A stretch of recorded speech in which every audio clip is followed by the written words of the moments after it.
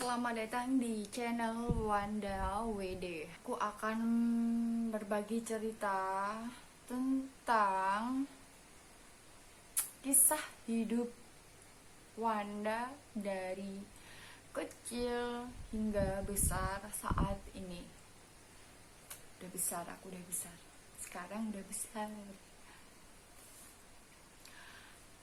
Oke, sorry sebelumnya kalau Wanda bicaranya terlalu medok. Ya gimana ya, orang Jawa kok, ya wajar lah ya gitu. Yang penting kan jelas gitu kan. Oke. Ini sekarang jam 6 pagi. Iya, di posisi sekarang ini jam 6 pagi. Aku gak bisa tidur. Aku dari tadi belum tidur. Habis sahur pun mau tidur juga gak bisa. Ya emang udah terbiasa kalau malam aku gak bisa tidur. Tidurnya kalau udah fajar gitu baru tidur. Baru bisa maksudnya, baru bisa tidur. Dan daripada aku ngapain ya, mending ya aku berbagi cerita aja lah tentang kisahku dulu yang amat sangat banget tragis gitu. Ya nggak tragis sih, sedih lah gitu. Tapi ini aku akan menceritakan nggak sedetail yang kisah sebenarnya. Jadi aku kasih cerita yang dimana aku tuh bener-bener ngerasa gitu, gimana ya, gitulah pokoknya lah. Di waktu kecil aku umur 4 tahun dan duduk di bangku TK kecil. 4 tahun aku duduk di bangku TK kecil, dan itu posisi aku anak tunggal dan belum punya adik. Aku dari orang tua yang gak mampu, yang sederhana, tapi aku mensyukuri. Di waktu aku umur 4 tahun TK kecil, aku sudah merasakan gimana rasanya jadi orang tua. Maksudnya gini, aku waktu kecil itu udah tahu, udah melihat orang tua aku tuh bertengkar. Dalam arti dalam keluarga yang gak harmonis. Tahu kan, gak harmonis gitu. Dan hampir setiap hari aku melihat orang tuaku tuh bertengkar. Dan aku setiap hari pun juga menangis melihat mereka bertengkar. Dan aku pas posisi itu aku sempet iri sama teman-temanku yang lain. Kenapa? Keluarga mereka itu harmonis dan kompak, dan mereka itu ada kasih sayang dari orang tua. Sedangkan aku itu posisi itu nggak ada kasih sayang dari orang tua. Nggak pernah melihat orang tua itu harmonis, baik-baik aja gitu, nggak pernah. Jadi dari kecil itu aku udah berpikir dewasa, bisa berpikir dewasa karena melihat ulah dan tingkah laku orang tua aku seperti itu. Dan berjalannya waktu, aku udah gede sampai aku menginjak SMP kelas 1. Di umur aku 12 tahun di SMP kelas 1 itu aku nggak minta uang saku sama orang tuaku sendiri. Karena apa? Karena ya emang orang tuaku kan akunya dari orang yang nggak mampu, dari orang yang sederhana. Jadi kan aku sebisa mungkin nggak mau membebani orang tua selagi aku masih bisa dan masih punya tenaga buat bekerja sampingan, yaitu dengan bekerja mencarikan air tetangga. Beneran, itu aku nggak munafik, aku cerita padanya. Ini aku berbagi cerita. Tetangga butuh air gitu, nyuruh aku buat mencariin. Aku di umur 12 tahun itu udah nggendong jerigen yang berapa liter ya waktu itu, yang biasa buat tempat bensin itu loh. Gak tahu itu berapa liter ya. Kebetulan mbah aku tuh punya sumur, dan gak semua orang, gak semua tetanggaku tiap rumah itu punya sumur. Dan di satu RT itu yang punya sumur tuh bisa dihitung.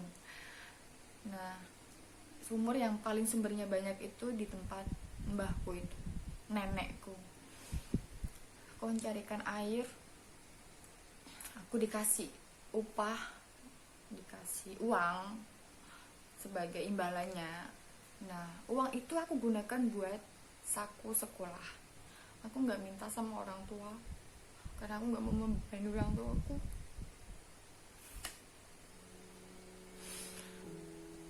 Dan aku minta kalau buat bayar buku LKS aja. Kalau saku dalam umur selama 3 tahun itu aku nggak minta. Dari aku SMP kelas 1 sampai kelas 3 SMP itu aku nggak minta sama orang tuaku karena aku nggak mau membebani orang tuaku. Tiap aku harus membayar buku LKS, aku pastinya harus minta dong sama orang tua, karena aku kalau bayar sendiri tetap nggak bisa. Aku kalau tiap mau minta itu maju mundur, kasihan. Kalau nggak kasihan ya pasti kalau pas udah berani minta, berani bilang ini waktunya bayar buku LKS gitu, bilang nggak ada, belum ada. Dan sempat itu waktu SD buku LKS aku cuma beli berapa biji gitu, dan LKS lainnya misal ada LKS IPA, IPS, matematika, bahasa Inggris dan lain sebagainya, itu kan waktu SD bisa beli cuma beberapa, dan nanti kalau yang belum punya bisa fotokopi atau enggak join sama temannya gitu kan.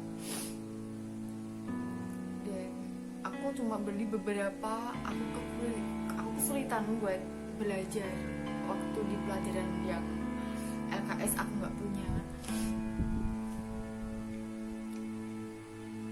Sedangkan teman-teman aku tuh dulu pemikirannya gimana ya, entah mereka itu,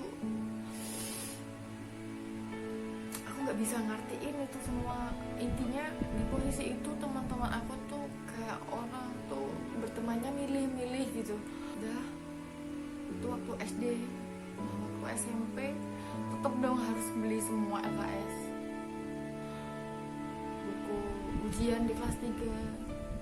Dan SMP aku punya temen lain kelas, satu kelas jarang. Aku duduk di kelas 3 SMP, aku yang harus ada jam tambahan buat les karena mau ujian, tambahan buku, beli buku lagi. Aku di situ tuh bener-bener aduh, uang lagi. Gimana caranya makan itu, aku sampai tertekan. Dan di situ aku mikir aku pengen kerja. Aku di situ ngedown masalah materi, masalah keuangan, karena di kelas 3 itu bener-bener banyak banget pengeluaran buat dana. Sebelum tamat tetap ada ujian nasional. Ujian nasional itu kan ujian terakhir ya. Ujian nasional 4 hari, dari Senin sampai Kamis.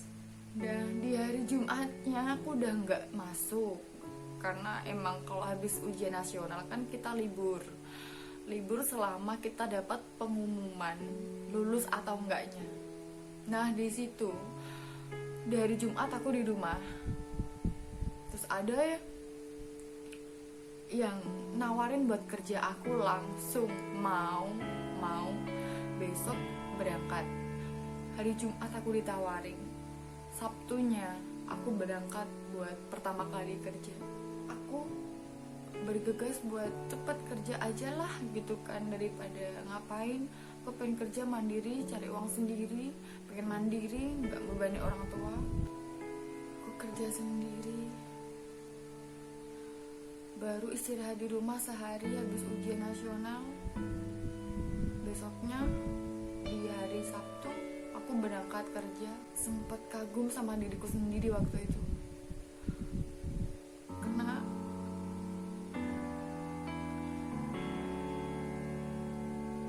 aku kalau membayangin masa laluku, kisah-kisahku itu sedih.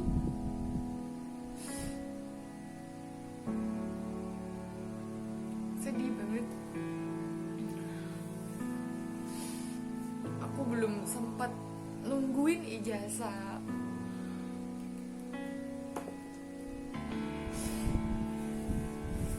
Aku belum sempat nungguin ijazah lulus atau enggaknya. Itu aku udah kerja. Karena aku pengen mandiri, nggak pengen membebani orang tua.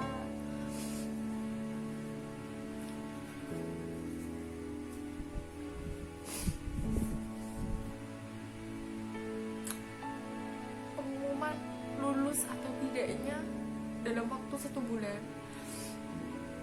dan waktu pengumuman itu terlampirkan, aku posisi masih di kerjaan, belum pulang,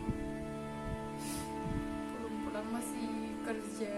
Jadi diterima sama orang tuaku yang di rumah. Setelah mengetahui kalau aku lulus, ya udah aku bersyukurlah aku lulus gitu kan, meskipun nggak ngelanjutin SMA. Aku jadi cuma sampai SMP doang, aku nggak ngelanjutin SMA karena dia tahu sendiri kan dari cerita itulah.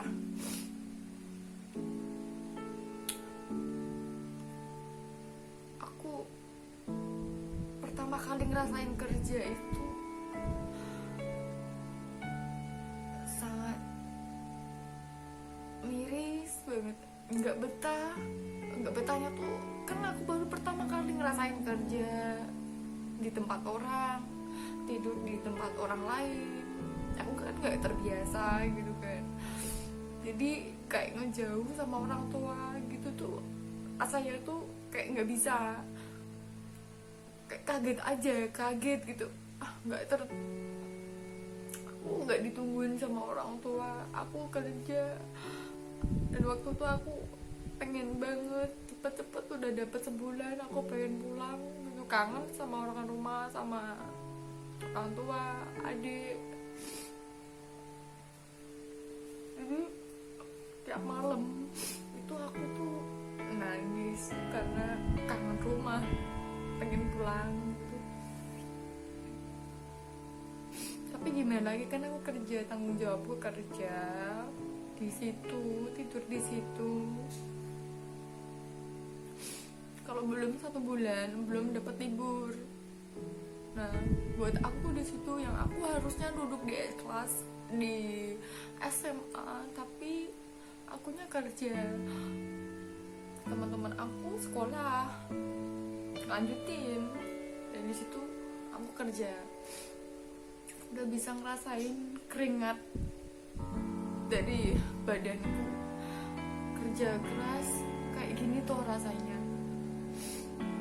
Cari duit tuh sekeras ini tuh. Buat pertama kali kerja itu berat banget. Beratnya bukan karena masalah kerjaan, tapi beratnya tuh ngerasain nggak bisa sama orang tua, nggak bisa ketemu orang tua, adik, orang rumah, pisah. Dan dari dulu pengen banget meringankan beban orang tuaku dari keperluan apapun itu. Kenapa anak pertama di posisi itu berat, jadi anak pertama itu, apalagi cewek kayak aku. Pengennya sih punya kakak kandung cowok, kan aku ditakdirkan buat jadi kakak cewek. Aku pengen banget bahagiain orang tua, tapi aku belum bisa. Sampai sekarang pun belum bisa. Mau naikin derajat orang tua pun aku belum sanggup. Buat saat ini aku belum sanggup. Rencana dari tahun kemarin aku udah bener-bener mau fokus ke masa depanku, karena di tahun kemarin aku mikirnya aku pengen ngerasain masa mudaku. yang aku pengen nikmatin hasil kerjaku, tetap dibagi dong hasil kerja sama buat orang tua. Aku berusaha buat ngebagi, meskipun nggak seberapa, meskipun sedikit, tapi gimana caranya aku harus nyisain uang itu, karena aku pengen meringankan beban. Tapi satu cita-cita aku belum tercapai, ingin membahagiakan orang tua aku. Dan aku yang harusnya di tahun ini udah menjalankan gimana caranya aku harus fokus ke masa depan, dan harus fokus. Tapi ketika aku mau berjalan di tahun ini, keadaannya seperti ini. Kerja diliburkan karena ya tahu sendiri kan keadaannya sekarang gimana gitu. Itu yang jadi menghalangiku buat fokus ke masa depan. Nggak bisa buat menabung, nggak bisa buat ngebantu orang tua.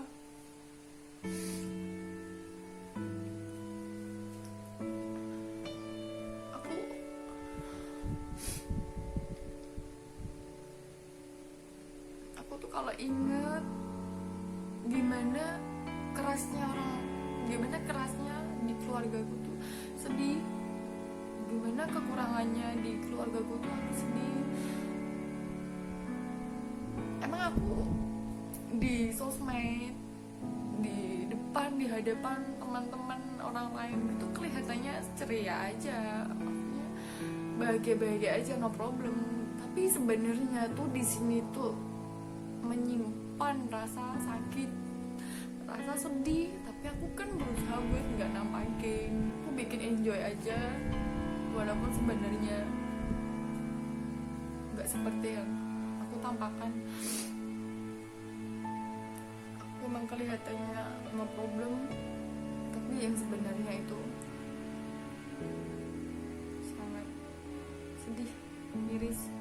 Dimana waktu aku bisa mikir tentang keluargaku, gimana ya dalam kondisi kayak gini mereka juga nggak bisa kerja, aku pun juga mau membantu, gimana nggak bisa kerja, di sini juga bingung mau ngapain kan.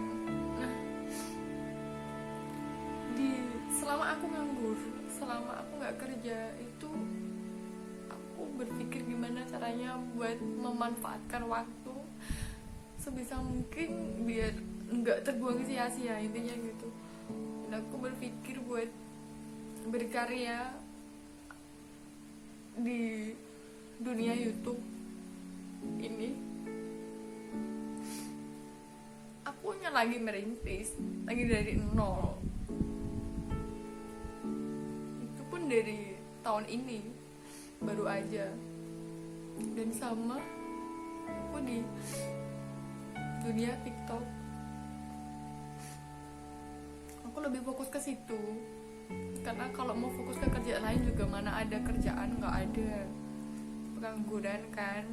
Jadi yang bisa aku lakukan itu hanya di dunia YouTube sama TikTok saat ini. Ya semoga aja lancar-lancar aja.